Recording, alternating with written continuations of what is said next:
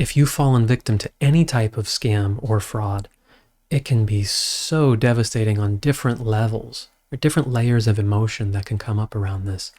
And so for everything from the guilt and shame to how could this have happened to feeling like you're stuck in it and you don't know how to get out of it, all these different dimensions that we're going to use some EFT tapping to try to help process that, give you some sense of compassion for yourself, help the emotions process as well so that you might be able to think and see a little more clearly and have better clarity on what the next steps might be for you. So let's go to the side of the hand, repeating after me, even though I've just been scammed, or I think I might be in the middle of one, I choose to do my best to have compassion for myself. And even though I've just fallen victim to this, maybe it was even some time ago, but I have so many layers of emotion around this. It's really difficult to talk about or think about. But I choose to honor and accept myself as best I can. And even though I've been scammed, or maybe I'm in the middle of one, and this feels really embarrassing, maybe I don't want to or can't admit it, I'm not sure what to do, I'm internally conflicted about this, and it just seems really difficult to process. I choose to honor and accept myself as best I can and open up to the possibility that there's a way out of this, that I can move on and heal, and that I can let go of some of this guilt and shame. Okay, through the points now. I was scammed. Or maybe I'm in the middle of something right now, or I think I'm being lied to or manipulated. Maybe I've already sent money. Maybe someone accessed money or information. And I just want to honor this first layer. That's really scary. It's difficult to confront the fact that there are people who willingly do this. That there are people consciously acting in this way. And I want to allow myself the opportunity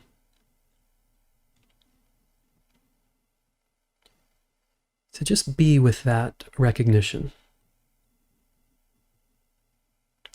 Because it doesn't serve me to pretend that the situation is different.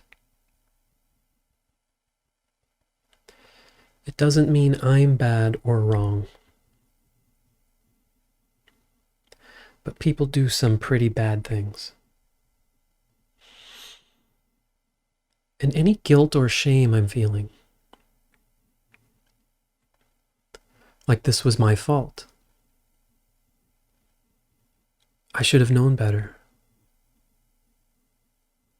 I should have seen through this. I should have been able to stop it. Maybe it felt like there was a momentum, and I just didn't know how to get out of it. And all these judgments about myself, like this is a weakness or a lack of sophistication or intelligence. As difficult as it might be, I want to allow the idea that people are good at this, that this was designed to capitalize on human instincts, on avoiding confrontation, on people's sense of trust, because most people aren't out there doing this. And so maybe it's not so much about a weakness or an intelligence problem. I had no experience with this situation. Or at least no solutions. No one teaches us how to handle those moments. And the chances are good that what I was told at the time, with the emotion involved, it just felt possibly true. It felt believable. And I want to have compassion. That's a whole emotional brain situation. Even if looking back in retrospect, it might seem like, oh, I should have caught that. The emotions in the moment, the confusion in the moment, the fact that these often come out of nowhere. I was sent a message or got a phone call, or something popped up on my screen. I'm not a professional detective. I might have been a bit blindsided by this. This might have been very sophisticated. And even if it wasn't, blaming myself is not the solution. Compassion for what happened and how I reacted, and helping myself process that is the best way to move forward. I don't need to hold guilt, judgment, or shame in order to punish myself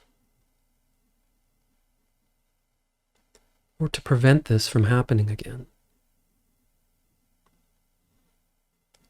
In fact, the more I allow this to release, the more I allow myself to recognize, yes, I was taken advantage of. Yes, I'm not happy about it. But from releasing this guilt and shame is where I can see more and more clearly and gain the stability and wisdom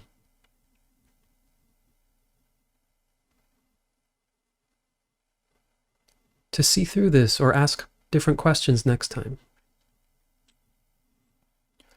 I'm letting go of any part of me that feels like I need to make up for this, or make the money back fast, or do something drastic. because that emotion leads down the wrong path. I can have compassion for myself, just as I would have compassion if my friend had their wallet stolen on the street. Just because it wasn't physical